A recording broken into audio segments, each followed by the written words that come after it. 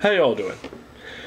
Well, many of you are already familiar with the work of the famous Frank Herbert of his Dune series, a series of books that expands up to 6 books before his death back in the mid-80s, and is a wonderful series involving the political intrigues and power struggles of many houses and their control over a planet called Arrakis, a huge desert planet that is filled with these giant sandworms, and they all fighting for this planet for the spice melange, which helps people live longer. It also gives them mental abilities that allow them to predict futures, or in the case of the Spacing Guild, which runs all interplanetary travel, them a way to expand their minds to help people travel across space. The series is famous, not only for its vast story and its wonderful characters and the interconnections of their power struggles between them. Like any science fiction, it provides many things that is beyond what we can do.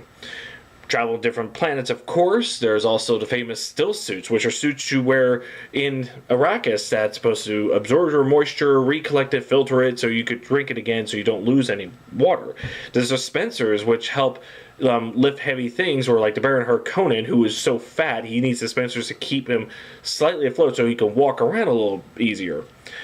And then there's also spice melange itself. Can something like the spice really exist to where it expands your life, expand your ability, or is it just another drug, like how some people take LSD back in the 60s and thought they were doing wonderful all these crazy things that they can do. And there's so many things in Dune series that's unique about it, but can they exist? Can they work? Do they not work? Or, does it work the way Frank Herbert ever wrote it, or can it work in a different way? Now, the science behind it has never been strictly told.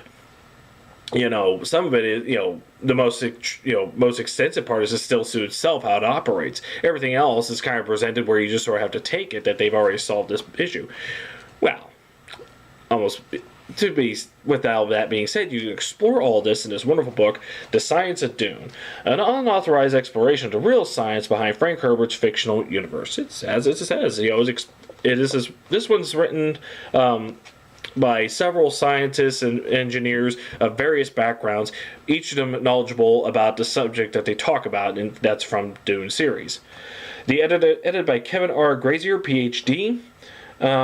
From The Science of Pop, and that's one of those books that you may see on occasion, like The Science of Star Trek, The Science of Star Wars, The Science of even X-Men. Like, it explores what these fictional worlds present and looks into it, how can they work, and they talk about how the real world operates and apply that to the series that they're talking about. So, I'll just go over some of the things that here, like Melange. That's an essay that explores drugs and everything, from the LSD users, how they experienced it back in the 60s.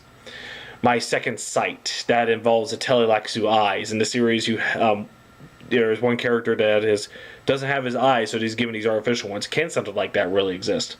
That's a very interesting one because it tells it not like the others do. It tells a sort of a mock history that from a past, which I think is what really happened before, and then integrates that with as it goes into future, and about the Telelaxu eyes. It's an interesting one.